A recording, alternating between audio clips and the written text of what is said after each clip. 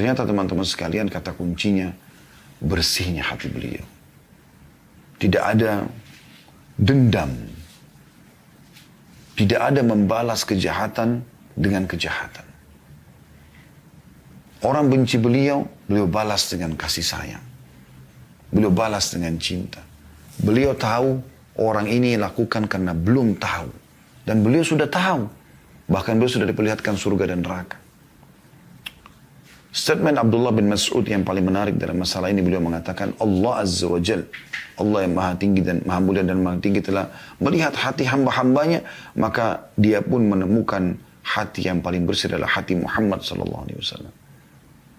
Maka dijadikanlah beliau sebagai nabi penutup. Lalu Allah melihat hati setelah Nabi Muhammad SAW yang paling bersih adalah hati para sahabatnya. Maka dijadikanlah mereka para pendamping-pendamping Nabi Muhammad SAW.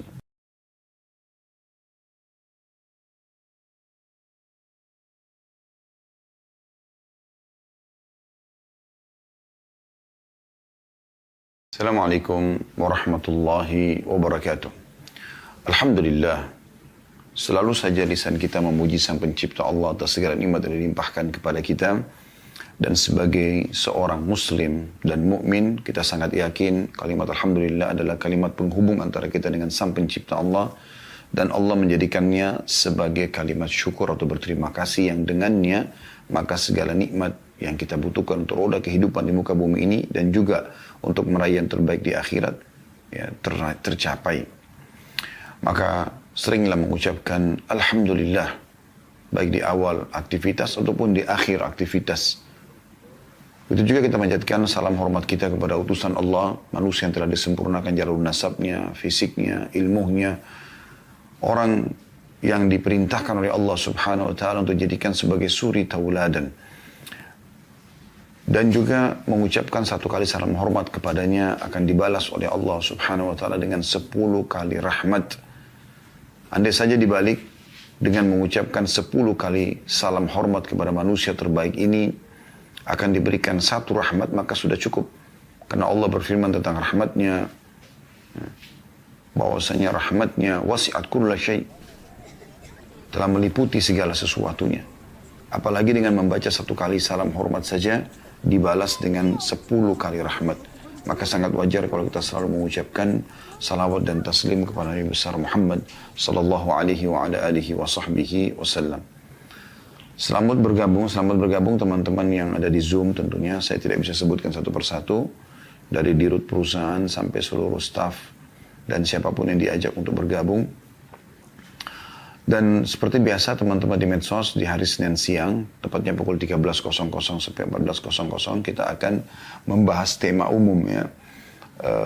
Dan selain daripada itu, sebentar sore, lepas asar dan seterusnya, Selasa siang, Rabu siang, Kamis siang, dan Jumat siang, jam 1 sampai jam 2 siang, semuanya itu adalah kajian kitab. Dan insya Allah pada kesempatan ini kita akan bahas tentang sifat-sifat emas Rasulullah sallallahu alaihi wa ala alihi wa sahbihi wasallam. Dengan berharap Allah SWT mengikhlaskan niat kita teman-teman sekalian dan menjadikan ini sebagai tambahan amal soleh dan semoga menjadi ilmu bermanfaat, maka kita mulai insya Allah.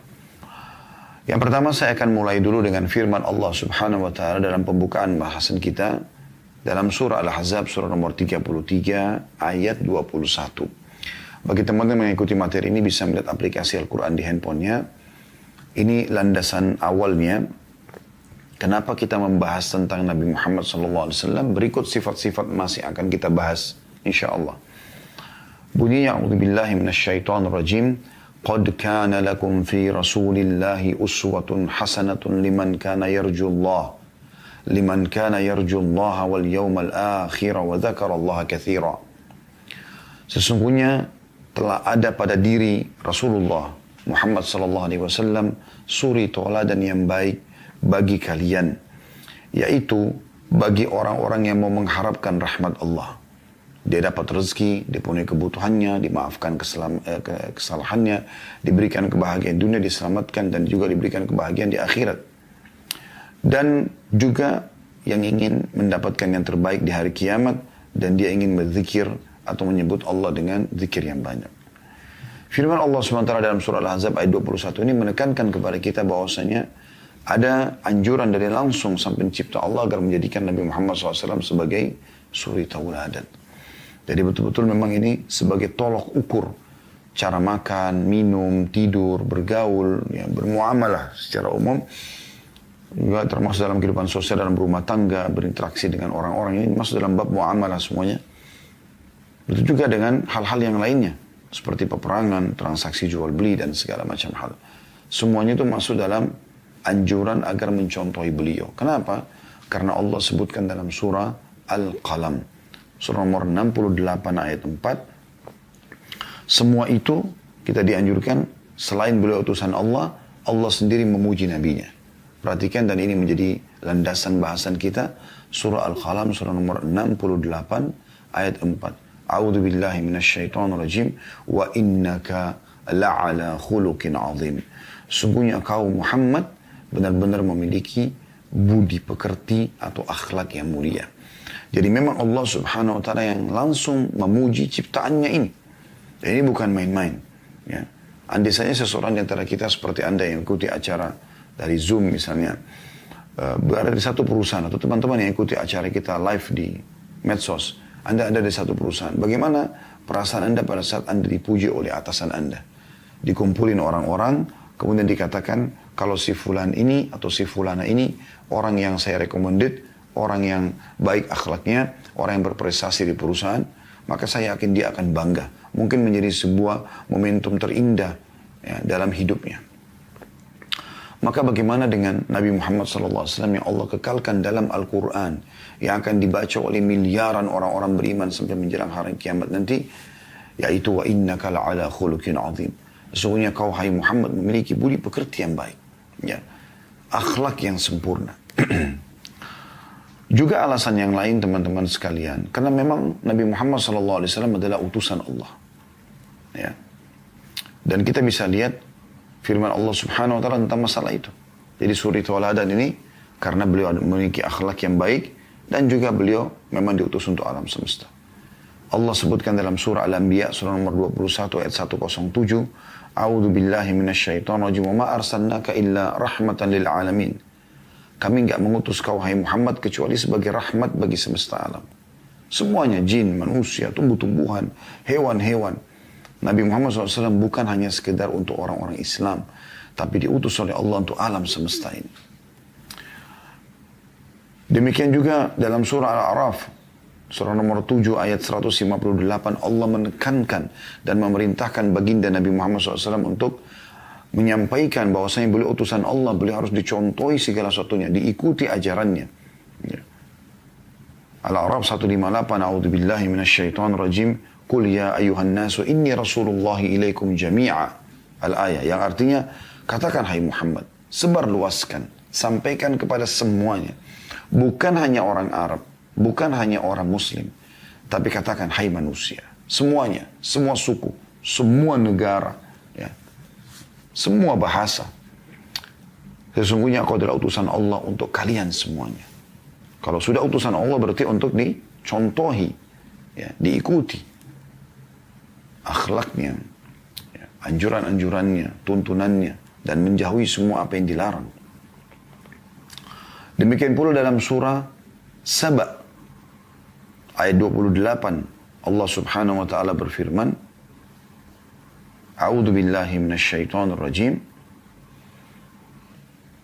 Wa ma arsalnaka illa kaffatan lin-nasi basyiran wa nadhira walakin aktsaran nasi la ya'lamun.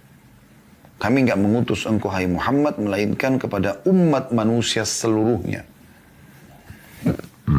Sebagai pembawa berita gembira, maksudnya berita gembira kepada orang-orang beriman, karena dengan mereka patuh, mereka menjalankan perintah-perintah yang wajib ataupun sunnah, maka mereka akan mendapatkan balasan kebahagiaan dunia, ya, rezeki, dan juga di akhirat akan selamat masuk ke dalam surga. Dan sebagai pemberi peringatan, maksudnya bagi orang-orang yang melanggar, agar mereka hati-hati, ada ancaman-ancaman hukuman di dunia dan juga hukuman di akhirat nanti. Tetapi sayangnya, kebanyakan manusia tidak mengetahuinya. Maksudnya tidak mau belajar, tidak mau cari tahu. Mereka lalai. Tapi saksi bahasan kita, Kami tidak mengutus engkau hai Muhammad kecuali untuk alam semesta. Memang untuk menjadi contoh. Nah ini yang masih luput dari banyak kaum muslimin teman-teman sekalian. Kita masih menganggap Nabi Muhammad SAW adalah untuk kita saja. Sehingga kita pun kalau beriman pada risalah beliau, kemudian kita contoh akhlak-akhlaknya, kita terapkan syariat yang dibawa oleh beliau, kita menginjakan tuntunan atau anjurannya atau perintahnya dan kita tinggalkan larangannya, maka sebatas itu saja. Seakan-akan hanya untuk umat Islam. Tidak.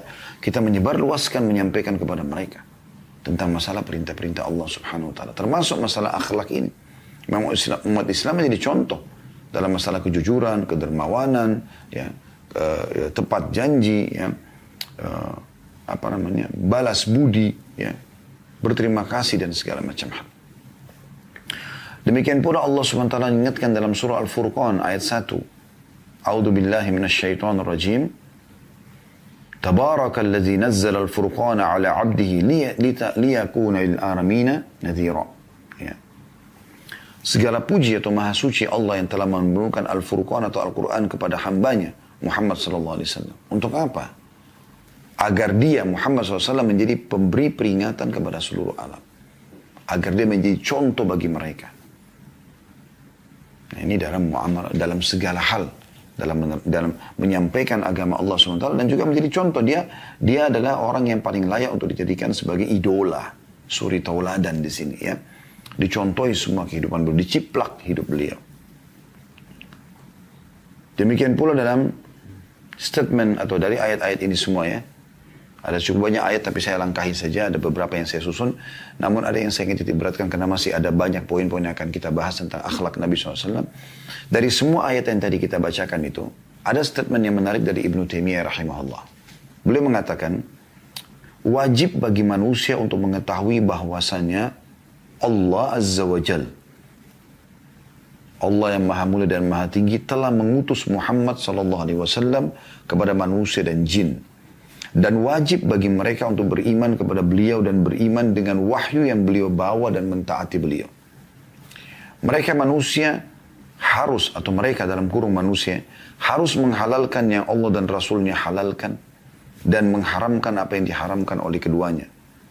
Mereka harus pula mencintai yang Allah dan Rasulnya sallallahu alaihi wasallam cintai dan membenci yang Allah dan Rasulnya benci. Setiap orang yang telah tegak hujjah atau telah sampai padanya argumentasi dengan risalah atau wahyu, dalam kurung wahyu, Muhammad SAW dari kalangan manusia dan jin, kemudian tidak beriman padanya, maka berhak mendapatkan siksa dari Allah Subhanahu wa Ta'ala. Sebagaimana orang kafir yang telah diutus Rasul bagi mereka, seperti kaum Lut, kaum Saleh, kaum Shu'aib, kaum Nuh, ya, kaum-kaum nabi-nabi sebelum Nabi Muhammad SAW yang kufur, maka mereka dihukum oleh Allah Subhanahu wa Ta'ala. Inilah landasan yang telah disepakati oleh sahabat-sahabat Nabi Ridwanullahi alaihim, para tabi'in, ya, orang-orang yang belajar dari para sahabat Nabi, ya, dan juga para imam kaum muslimin, ulama-ulama kaum muslimin, dan seluruh kelompok kaum muslimin yang merupakan ahli sunnah wal jamaah, dan selain mereka. Artinya, yang disampaikan oleh Ibnu Taimiyah ini sesuatu poin penting, teman-teman sekalian. Kita bukan hanya sekedar membahas, akhlak Nabi itu ramah, jujur, amanah, dermawan, ini loh keutamaannya, lalu Anda amalkan. Bukan cuma itu. Sebelum itu semua, kita harus faham bahwasanya Rasulullah SAW memang diutus untuk alam semesta. Jadi Islam yang beliau bawa, akhlak yang beliau contohkan, bukan hanya untuk kita, tapi untuk kita sebarluaskan kepada orang-orang. Untuk kita contohkan kepada mereka. Biarkan dunia menyaksikan bahwasanya umat Islam itu jujur karena Rasulullah SAW utusan Allah kepada mereka jujur. Kita semua amanah karena memang Nabi SAW amanah. Kita contohi beliau dan memang beliau perintahkan untuk beramanah. Kita semua berbakti dengan orang tua karena memang itu adalah bagian daripada perintah beliau SAW dan seterusnya. Serta kita menjauhi semua sifat-sifat buruk dari bohong, menipu, menggunjing, memfitnah, memukul, mencuri, mengganggu orang lain, ya. Karena memang Nabi SAW jauh dari semua itu. Dan beliau melarang itu semuanya. Jadi lingkupnya bukan hanya sekedar untuk umat Islam. Tapi untuk seluruh alam semesta. Di saat umat Islam menerapkan apa yang diajarkan Nabi SAW, disitulah akan nampak bagaimana besarnya efek daripada keislaman itu. Bukankah kita sudah baca dalam sejarah bagaimana Islam masuk di Nusantara ini. dikarenakan ya, akhlak para pedagang kaum muslimin yang jujur, yang ramah, sehingga membuat masyarakat Indonesia pada saat itu merasa kagum dan akhirnya mereka tertarik dan menanyakan tentang agama ini. Dan begitu dicontohkan oleh Nabi Shallallahu Alaihi Wasallam. Beliau pernah didatangi oleh seorang pendeta Yahudi, kisah yang menarik. Yahudi ini kebetulan pernah Nabi Shallallahu Alaihi Wasallam punya utang piutang sama orang ini dan punya akad waktu pembayaran. Sebelum tiba masa pembayaran, orang ini lalu datang kepada Nabi Muhammad SAW di masjid beliau. Beliau lagi duduk berhadapan dengan para sahabat. Atau lagi ya, berhadap-hadapan dengan para sahabat. Tanpa banyak bicara, orang Yahudi ini tiba-tiba berdiri di sebelah Nabi SAW. Dan beliau menggunakan imamah. Ada lilitan kain imamah yang jatuh terulai ya, di pundak beliau SAW. Lalu kemudian orang Yahudi ini menarik tadi, ya, yang dari sebelah sini ditarik ya, karena tadi kan ada lilitan di leher beliau Sallallahu Alaihi Wasallam. Kemudian ditariklah dari sini ya, ditarik dari belakang itu dengan keras hingga leher beliau kecekik. Orang Yahudi ini berani melakukan itu di hadapan para sahabat dan berarti benar pada Nabi Muhammad Sallallahu Alaihi Wasallam. Tanpa banyak bicara, sahabat semuanya marah. Umar bin Khattab tiba-tiba henuskan pedang. Lalu mengatakan, ya Rasulullah, izinkan saya tebas lehernya orang Yahudi. Maka Nabi SAW memberikan isyarat kepada para sahabat agar tenang. Jangan buru-buru. Sambil dalam kondisi tercekik, Nabi Muhammad SAW masih dengan tenang menjawab. Mengatakan, ada apa wahai Yahudi?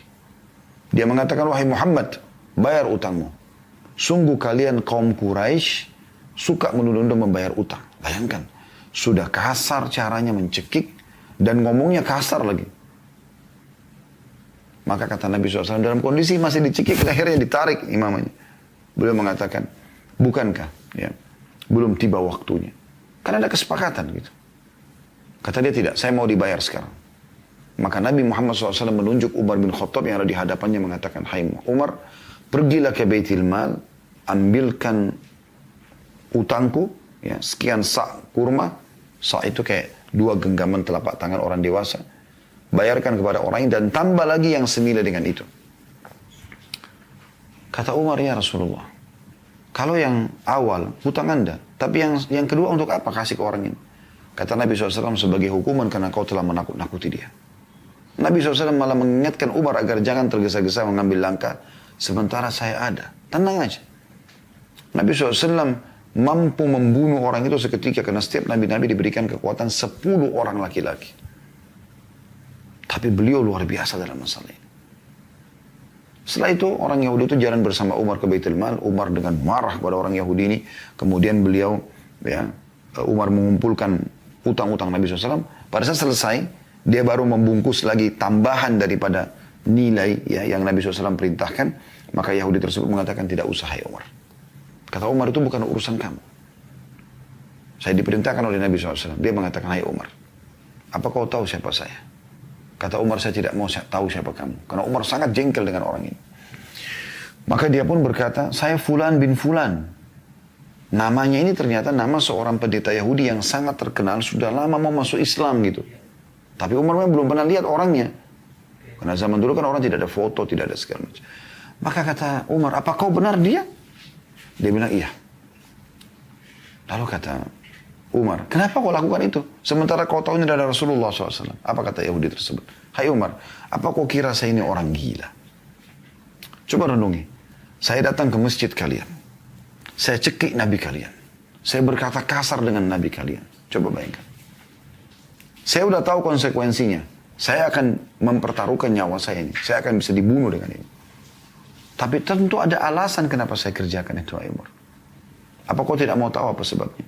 Kata Umar, baik, saya mau tahu apa sebabnya. Karena memang ini buat penasaran gitu. Maka kata Yahudi tersebut apa? Ya. Dia mengatakan, hai Umar, saya telah menemukan semua sifat kenabian pada diri Muhammad SAW disebutkan dalam, ya, pada diri Muhammad yang telah disebutkan dalam Taurat. Tinggal satu yang belum saya buktikan. Semua sudah mirip, sudah sama. Tinggal satu. Yaitu ghalaba hilmuhu ghadabuh. Kasih sayangnya mengalahkan sifat emosinya. Dan tadi aku lakukan itu untuk itu sebenarnya. Aku bukan mau nagih utang. Aku sudah memang sengaja memancing emosi dia. Dan ternyata dia benar, hai Umar. Dan saya mengucapkan asyhadu an la ilaha illallah wa asyhadu anna Muhammad Rasulullah. Orang Yahudi ini masuk Islam kenapa? Karena akhlak Nabi SAW. Itulah sebabnya kenapa Nabi SAW juga mengatakan dalam hadis-hadis yang sahih, innama bu'ithtu liutammima makarimal akhlak. Aku diutus untuk menyempurnakan akhlak-akhlak yang sempurna.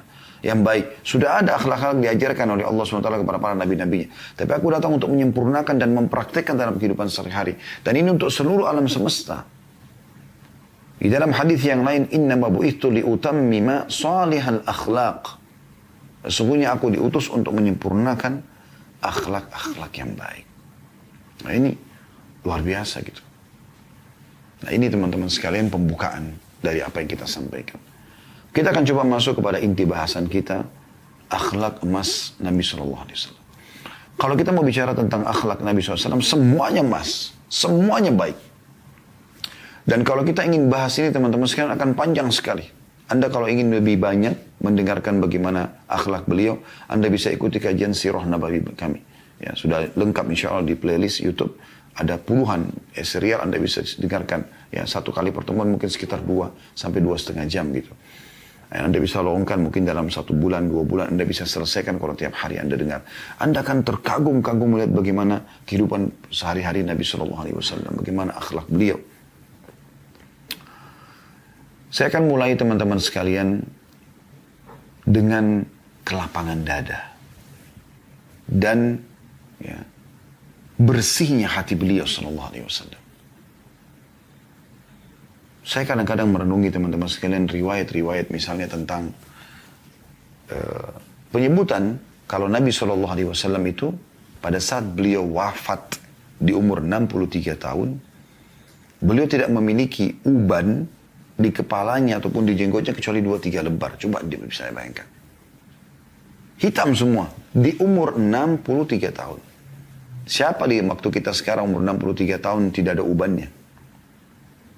Ternyata teman-teman sekalian saya coba telusuri terus kehidupan baginda Nabi SAW. Saya sangat kagum dan saya mengidolakan beliau SAW. Semoga kita semua termasuk itu. Karena emang luar biasa manusia ini. Luar biasa gitu.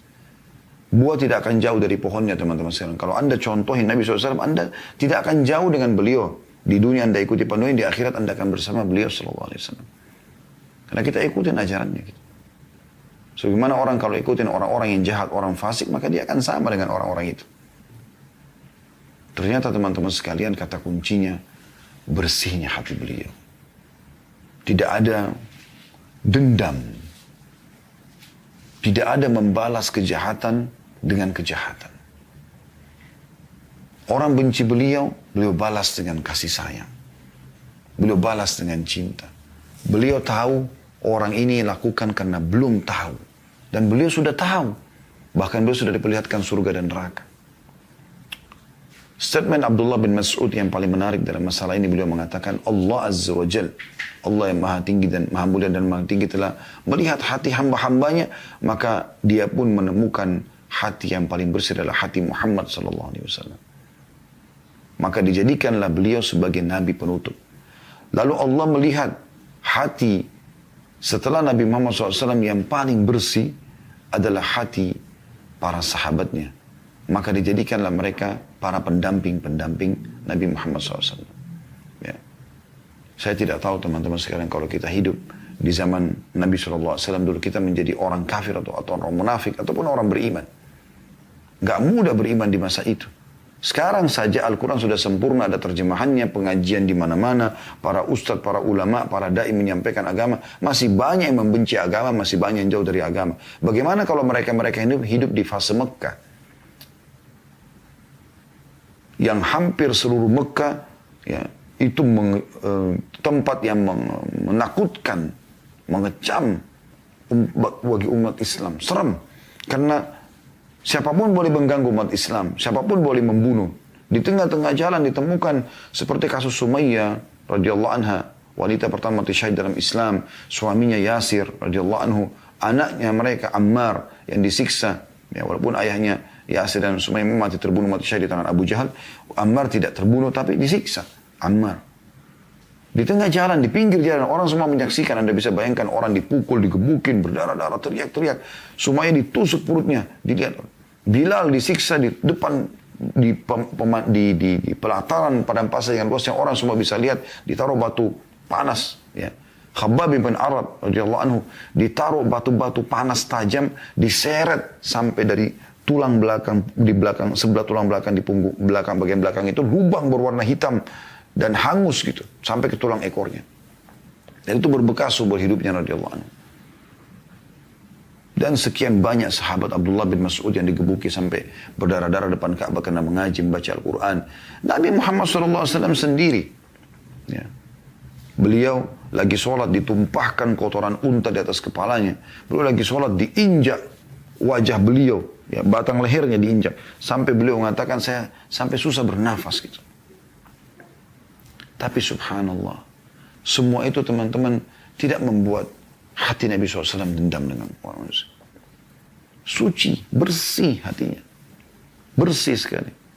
Setelah kurang lebih hampir 10 tahun atau pas 10 tahun berdakwah di kota Mekah, ditolak dakwanya.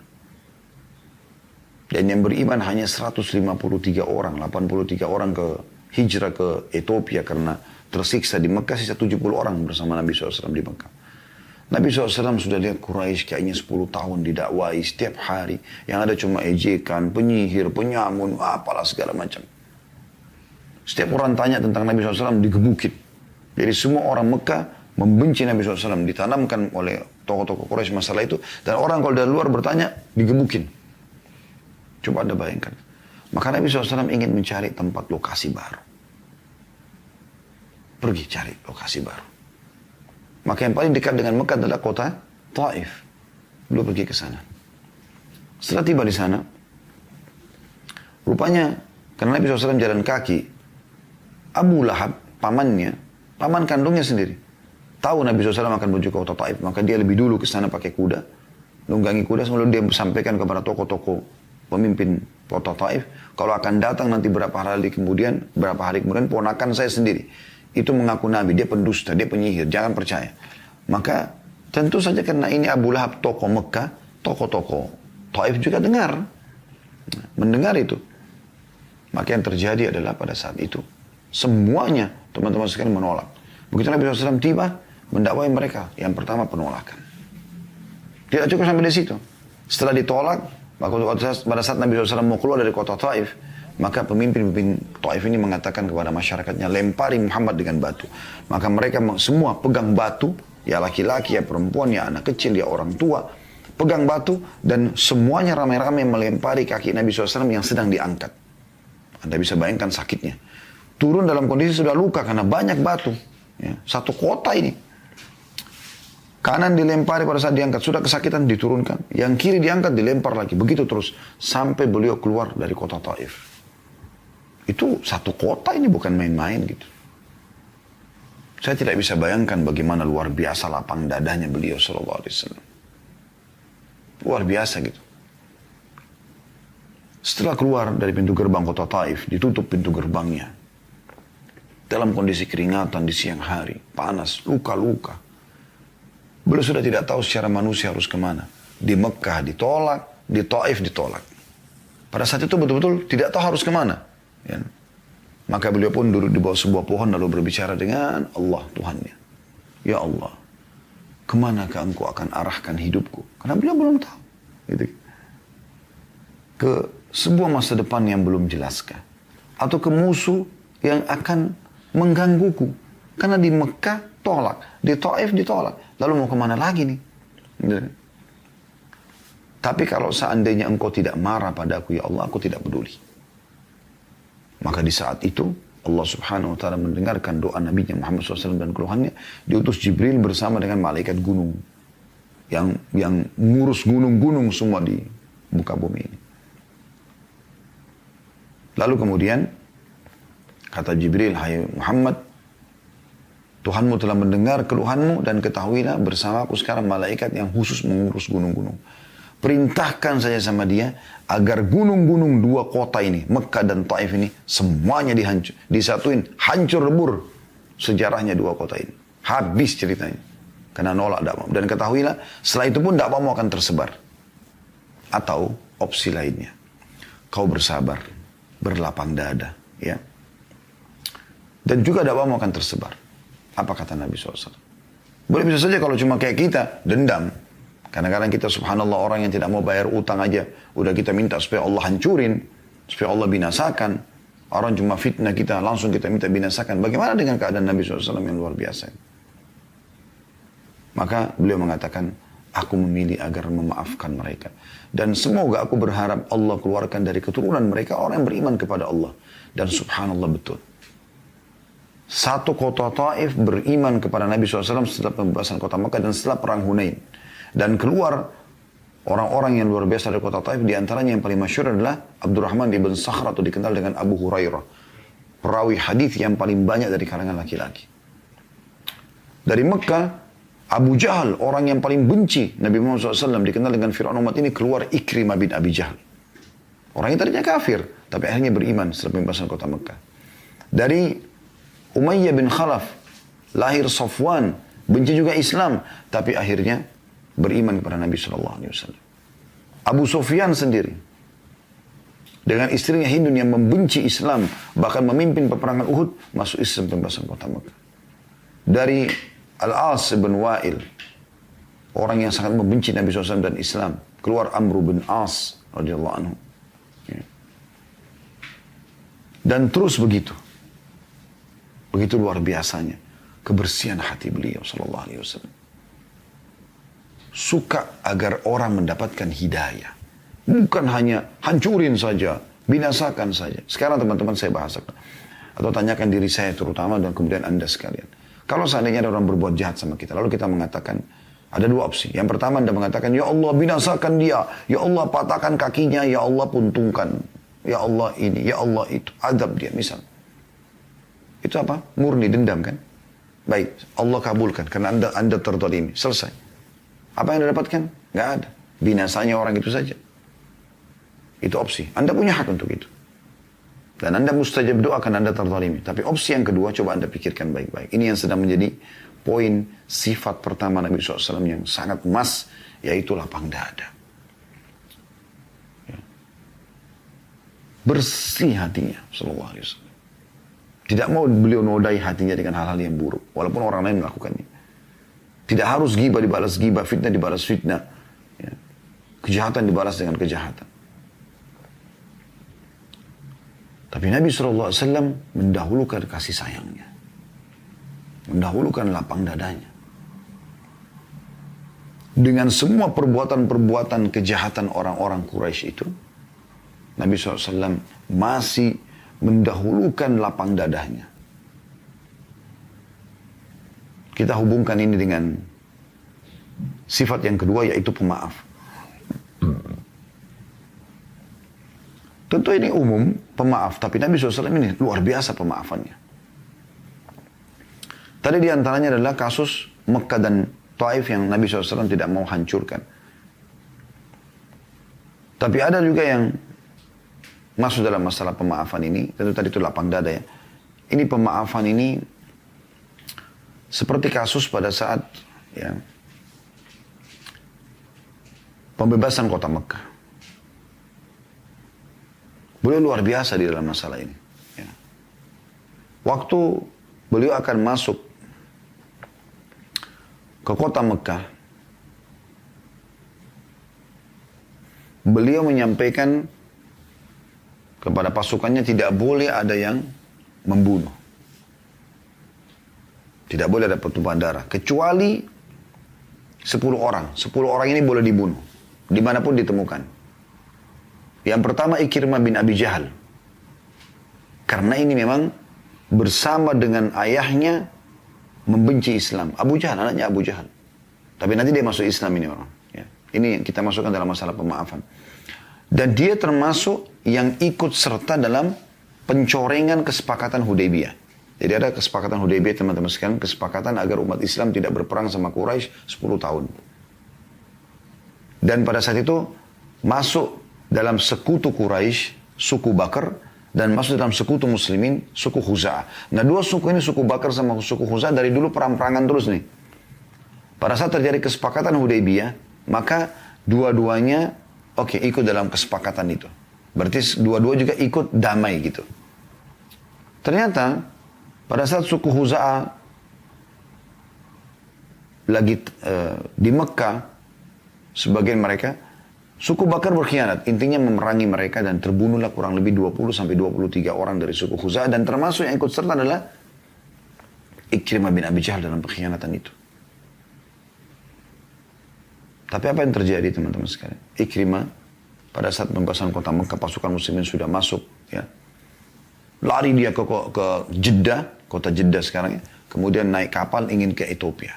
Di tengah lautan, subhanallah, Allah datangkan dengan hikmahnya badai, ombak keras menghantam kapal tersebut sehingga goyang dengan keras.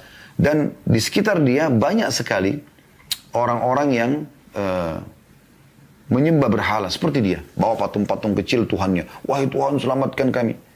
Makin keras ombak badai, maka makin kacau pikiran orang-orang tersebut. Dan akhirnya mereka membuang patung-patung yang mereka anggap Tuhan itu. Lalu mereka mengangkat tangan ke langit sambil berdoa kepada Allah. Kata Ikrimah apa? Ya, sungguh inilah yang didakwakan oleh Muhammad. Ternyata patung-patung ini tidak ada manfaatnya sama sekali. Dia pun kembali ke Mekah lalu dia masuk Islam. Tapi bagaimana Nabi SAW menerima Ikrimah ya, sebagai sifat pemahaman beliau. Padahal ini orang yang sudah halal darahnya harus dibunuh pada saat itu. Dan dia sudah melarikan diri di Mekah. Dia kembali sendiri untuk masuk Islam. Sampai Ikrimah terharu. Dia pun langsung mengatakan, wahai Rasulullah. Sambil menangis dia mengatakan, saya akan berinfak sejumlah yang pernah saya infakkan untuk memerangi anda dan kaum muslimin. Dan setiap kali baca Al-Quran, karena dia ngerti dalam bahasa dia, dalam bahasa Quraisy dalam Al-Quran, bahasa Arab Fusha, bahasa Arab yang asli gitu. Dia menangis, dia mengatakan, inilah perkataan Tuhanku yang selama ini aku lalaikan. Dan Ikrimah akhirnya mati syahid dalam salah satu peperangan setelah meninggalnya Nabi SAW. Coba anda bayangkan. Kalau Nabi SAW tidak maafkan pada saat itu, penggal lehernya, selesai. Begitu juga dengan Hindun binti Utbah. Ini istrinya Abu Sufyan. Abu Sufyan sudah masuk Islam sebelum pembebasan kota Mekah. Malamnya, besok pembebasan kota Mekah. Hindun ini tetap benci. Hindun ini yang sempat ya menyuruh Wahsy untuk membunuh Hamzah. Dan dia dengan Wahsy dua-duanya termasuk orang yang wajib untuk dibunuh dari 10 orang itu. Tapi apa yang terjadi teman-teman sekalian? Hindun menyembunyikan dirinya pada saat Mekah sudah takluk di tangan kaum muslimin. Pasukan muslimin 10.000 orang menyebar di seluruh Mekah. Dan pada saat itu yang boleh selamat, ya tidak kena hukuman, hanya yang masuk ke Masjidil Haram atau berada di rumah Abu Sufyan. Abu Sufyan suka kedudukan lagi diberikan ini. Ya, siapa yang masuk ke rumahnya maka aman. Dan siapa yang menutup pintunya, tidak berkeliaran di jalan, maka dia juga akan aman. Ditemukan di jalan berarti jadi tawanan kaum muslimin.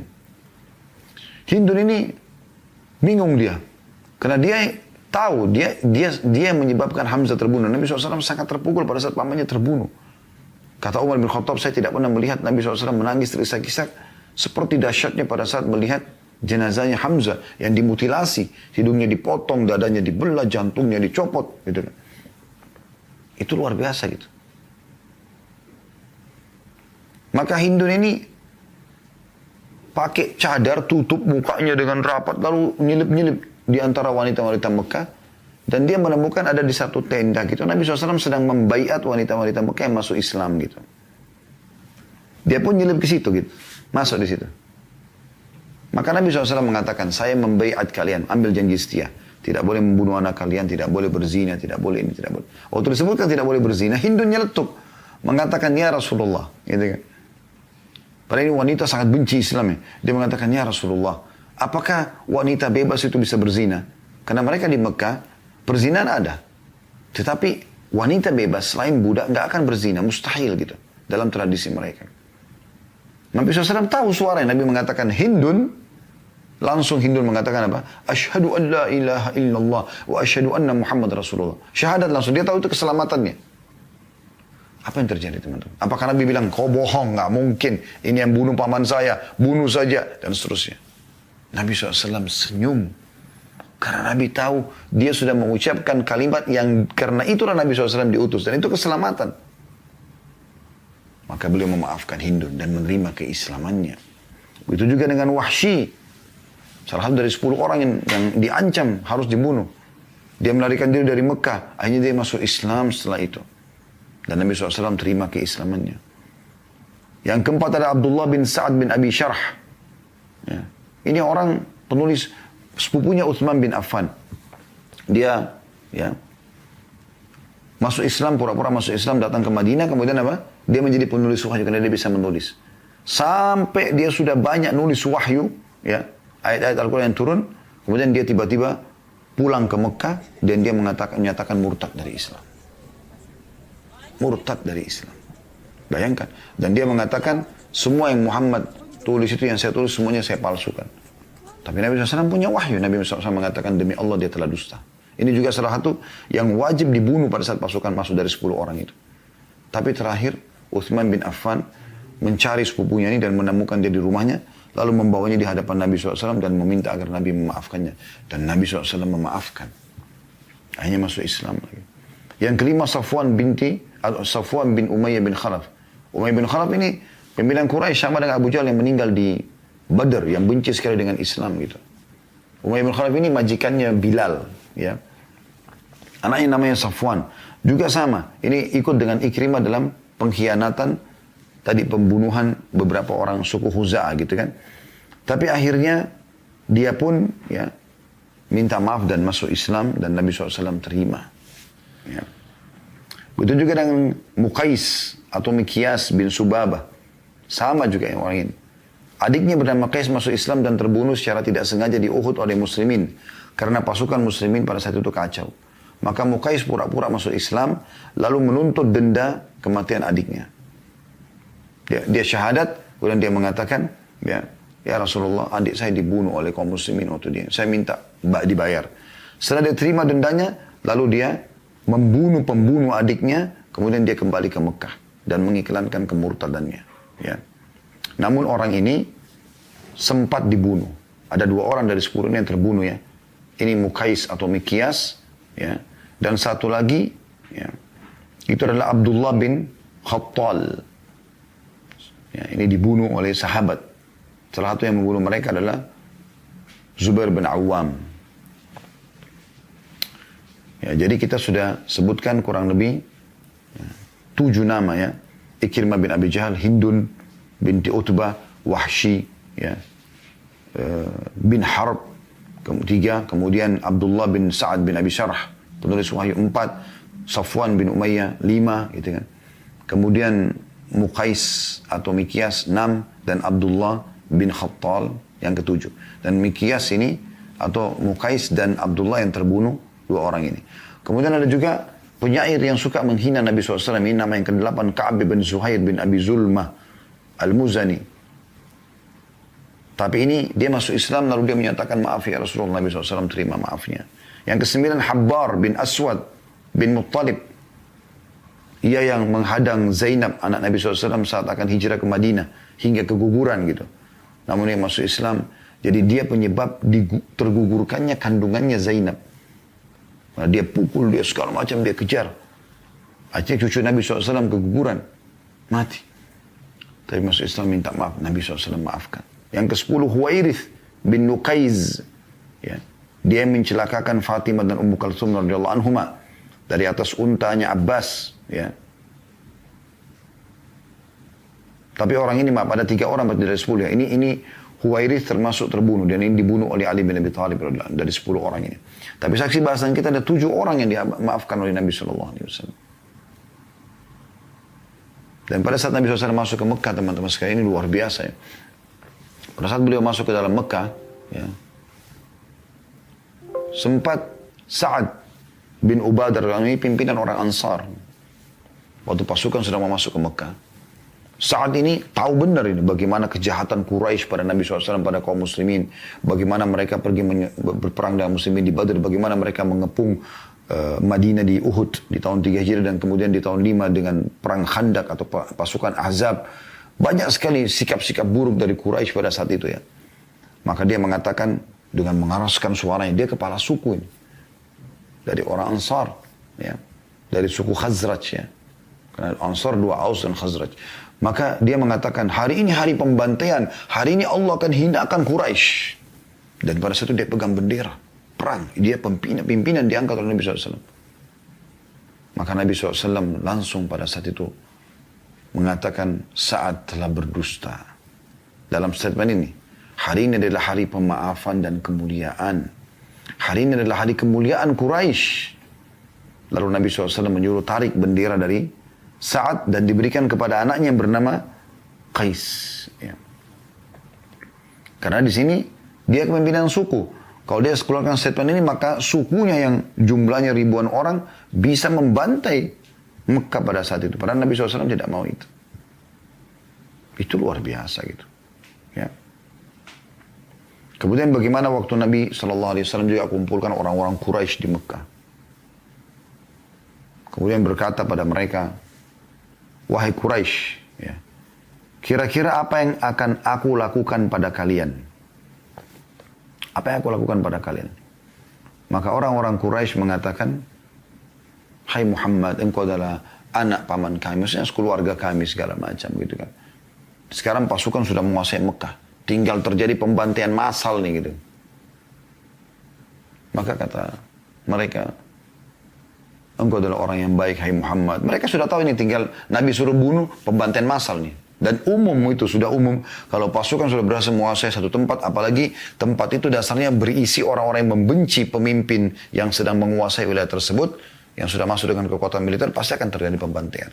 Apa kata Nabi SAW? Seluruh tradisi jahiliyah, riba, membunuh anak perempuan, makan bangkai, sembah berhala, di bawah kakiku. Gak boleh lagi ada. Gak boleh ada lagi. Gitu kan. Dan ketahuilah hai Quraisy, pergilah kalian semua bebas. Gak ada satupun yang dibunuh. Dan tidak ada yang menjadi harta rampasan perang. Rumah mereka semua. Sampai Nabi SAW tinggal dalam kemah pada saat itu 19 hari. Bayangkan teman-teman sekalian. Abbas paman beliau mengatakan, ya Rasulullah, tidakkah anda ke rumah anda? Tidakkah anda ke rumah anda gitu? Kata Nabi SAW, apa yang ditinggalkan oleh Ma'qil? Ma'qil ini sepupu beliau, saudaranya Ali bin Abi Thalib, yang tidak masuk Islam. Pada saat Nabi SAW hijrah ke Madinah, maka dia menjual rumah Nabi SAW. Padahal dia sekarang masuk dengan kekuatan, dia bisa mengambil itu sebagai harta rampasan perang rumahnya Khadijah radhiyallahu anha. Tapi Nabi SAW tidak lakukan itu.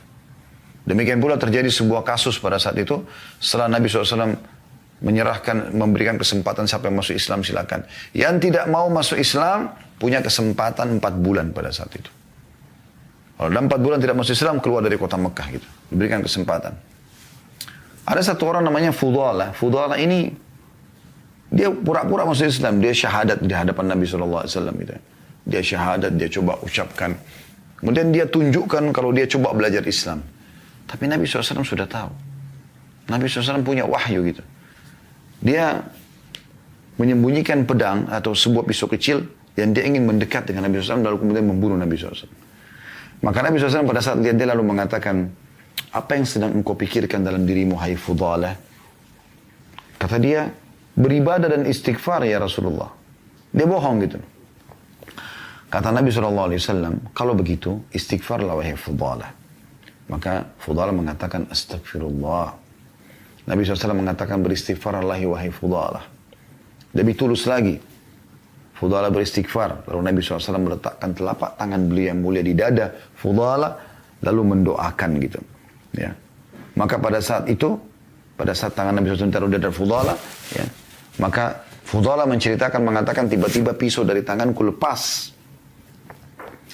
Lalu dia mengatakan, demi Allah, tidak ada orang yang paling aku benci sebelum Nabi Muhammad SAW meletakkan telapak tangan pada dadaku melebihi dirinya. Dan setelah Nabi SAW meletakkan telapak tangan tersebut, maka dia menjadi orang yang paling aku cintai.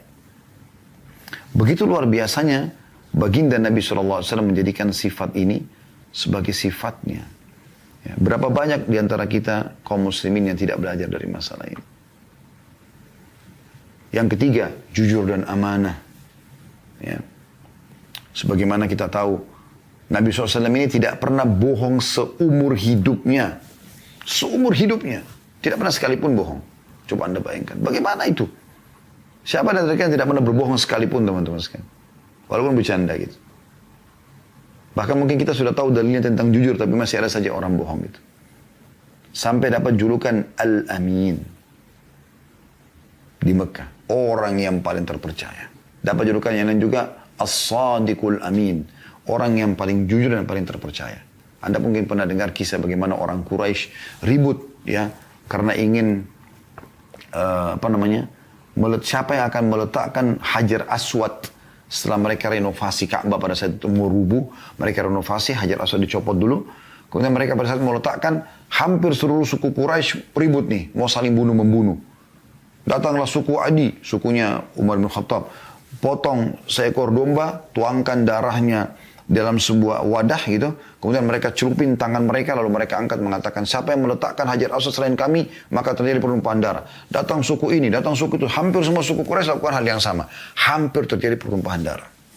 Maka akhirnya ditengahilah mereka pada saat itu. Oleh seseorang yang sudah dianggap tua pada saat itu dari orang-orang Arab. Maka dia mengatakan, begini saja. Bagaimana kalau kita memberikan keputusan ini pada orang yang pertama setelah kita sepakat yang masuk dari pintu Bani Syaibah. Ada pintu gerbangnya Mekah, dikenal dengan pintu Bani Syaibah. Yang pertama masuk dari pintu itu, ya, kita tunjuk dia jadi penengah di antara kita. Maka mereka semua sepakat, oke, baik. Tapi ini senyap, tidak ada yang tahu.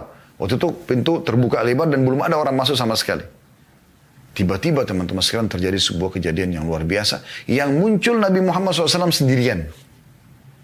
Serentak orang Quraisy semua mengatakan, Anda bisa baca dalam buku-buku sirah, buku sejarah Nabi. Semua serentak mengatakan, As-Sadiqul Amin, As-Sadiqul Amin radina.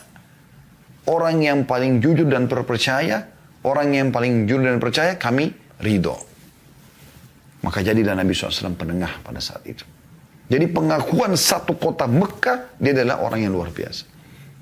Waktu beliau ingin menyampaikan agama ini, beliau naik ke atas bukit Abi Kubais namanya, tempat untuk ngiklanin sesuatu di Mekah. Beliau naik di sana lalu beliau teriak dengan suara keras, wahai Quraisy, kalau seandainya orang Quraisy sudah kumpul semua, lalu beliau mengatakan, kalau seandainya saya mengatakan di belakang bukit Mekah ini ada pasukan besar yang akan menyerang Mekah, apakah kalian percaya padaku? Apa kata orang-orang Quraisy? Tentu saja. Apa jawaban mereka? Karena kami belum pernah menemukan engkau bohong sekalipun. Sekali aja nggak pernah. Maka kata Nabi SAW, ketahuilah aku adalah utusan Allah, di antara kedua tanganku ada siksa Allah. Artinya kalau kalian tidak menolak, kalian akan disiksa oleh Allah. Tapi pengakuan orang-orang Quraisy luar biasa. Dan ini panjang kalau kita ingin bahas ya. Kita melihat keterbatasan waktu, maka kita ringkaskan. Yang keempat, teman-teman sekalian, adalah pemberani. Nabi SAW itu pemberani. Luar biasa. Pernah terjadi satu kali di kota Mekah, ya, ada As bin Wa'il ya, itu ayahnya Amr bin As buat kezaliman. Jadi orang-orang yang datang ke Mekah dulu bawa dagangan segala macam. Kadang-kadang toko-toko Quraisy ini ngambil dagangan mereka baru sengaja nggak dibayar. Dan kalau orang tahu, kalau dia mengeluh, siapa yang ambil barangnya tidak ada yang mau tolong kalau itu adalah toko Quraisy yang mengambilnya. Satu waktu As bin Wa'il ini buat gitu kezaliman. Maka beberapa anak-anak muda Mekah sepakat mengangkat pedang mereka untuk membela orang-orang yang terzalimi seperti itu. Dan Nabi SAW ada di situ, masuk dalam Hilful Fudul. Mereka mendatangi rumah As bin Wa'il sambil mengatakan, kembalikan hak orang ini atau darah akan tertumpahkan. Sampai kata Nabi SAW, kalau seandainya setelah Islam pun aku dipanggil untuk Hilful Fudul, maka aku akan menjawabnya. Di kota Madinah juga pernah terjadi satu kali. Teman-teman sekalian, pada saat itu ada suara bising ribut di malam hari. Seperti ada gemuruh orang yang mau berbuat kekacauan di kota Madinah. Maka orang-orang Madinah, masyarakat muslim pada rame-rame kumpul. Kemudian mereka coba mendatangi suara tersebut.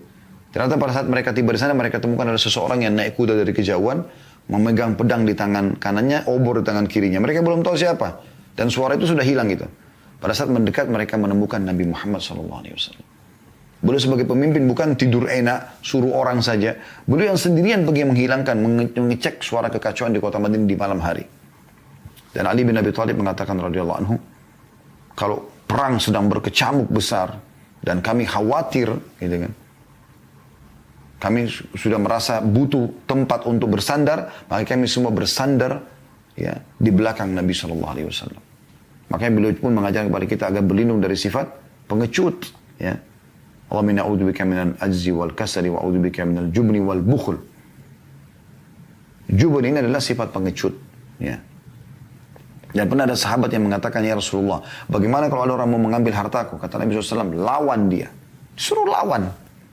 Bukan Nabi bilang berikan. Kata orang tersebut, ya Rasulullah, kalau aku membunuhnya, kata Nabi SAW, kau tidak berdosa. Kalau aku dibunuh, kata Nabi SAW, engkau mati syahid. Begitu Nabi SAW ajarkan kepada kita. Sifat pemberani. Tapi pada kebenaran gitu ya. Pada kebenaran. Beliau juga tepat janji. Ya. Ini sifat selanjutnya. Ya, mungkin yang kelima ya. Ini cukup banyak. Beliau kesepakatan Hudaybiyah beliau tidak khianati. Semua yang beliau sudah janjikan pasti beliau kasih gitu kan. Di antaranya adalah yang kita bisa angkat sini contoh saja. Kisah Suraka bin Malik radhiyallahu anhu. Suraka bin Malik ini pada saat Nabi SAW hijrah ke Madinah bersama Abu Bakar. Maka orang-orang Quraisy mengiklankan siapa yang bisa menangkap Muhammad mendatangkan hidup atau mati dapat 100 ekor unta. Maka banyak orang yang coba mencari.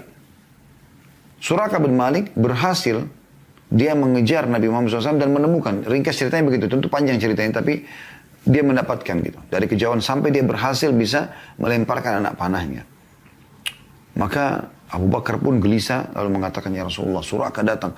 Nabi SAW dengan tenang tetap membaca Al-Quran sambil jalan. Akhirnya Allah tenggelamkan kudanya Suraka dan dia. Tidak bisa dia berdiri. Maka dia tahu ini adalah hukuman gitu. Maka dia pun mengatakan, hai Muhammad, maafkan saya. Dan saya janji tidak akan mengulanginya. Ringkas ceritanya begitu. Maka akhirnya dia pun dibebaskan oleh Nabi SAW. Lalu dia mengatakan, wahai Muhammad, tuliskan untukku surat keamanan. Maka Nabi SAW suruh Abu Bakar tulis surat keamanan. Kalau Suraka bin Malik akan aman dari kaum muslimin. Pokoknya Suraka bin Malik tidak masuk Islam. Dia pegang surat itu, dia pegang sampai pembebasan kota Mekah. Dari awal kurang lebih berarti 10 tahunan ya. Surat itu dipegang sama dia. Kurang lebih 9-10 tahun. Setelah masuk kota Mekah, dia masuk dalam tawanan. Dia perlihatkan surat tersebut.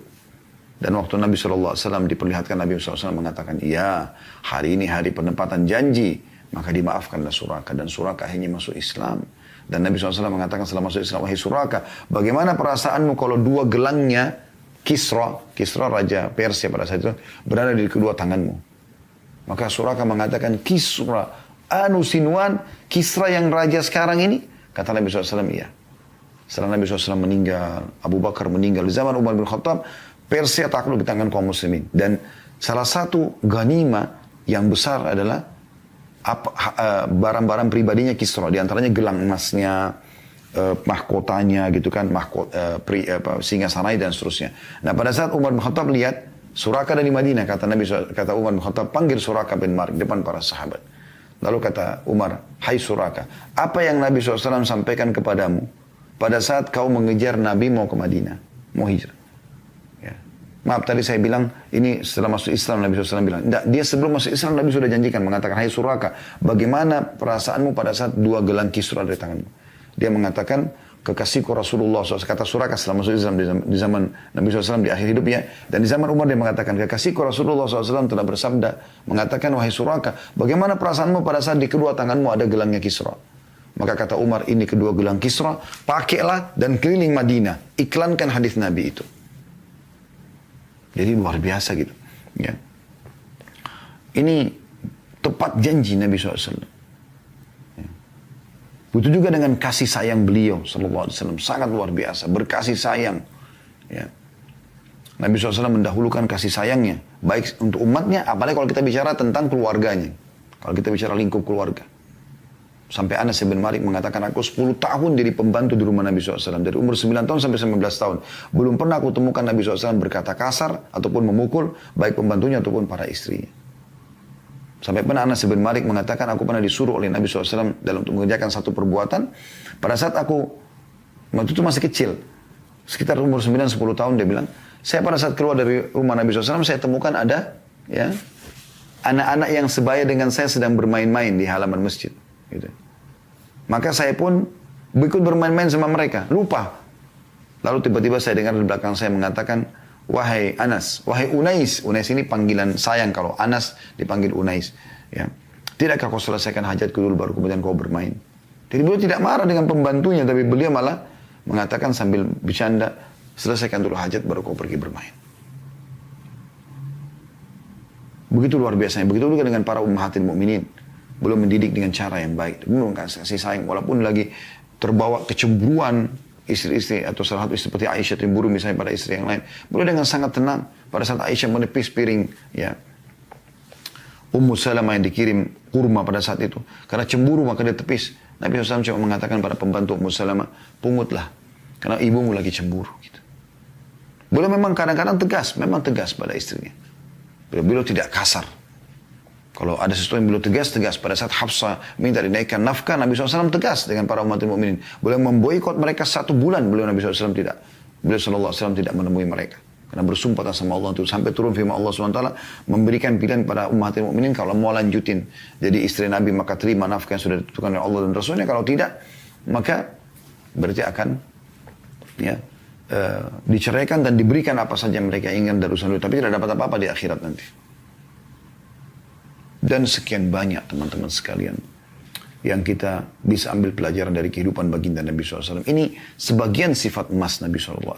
Yang mudah-mudahan ini saya berharap bisa menambah informasi buat kita semua. Dan insya Allah sekali lagi ini tidak cukup dengan 1 kali pertemuan teman-teman sekalian. Untuk membahas sifat-sifat emas Nabi SAW. Tapi ini garis besarnya. Ya, Allahu a'lam.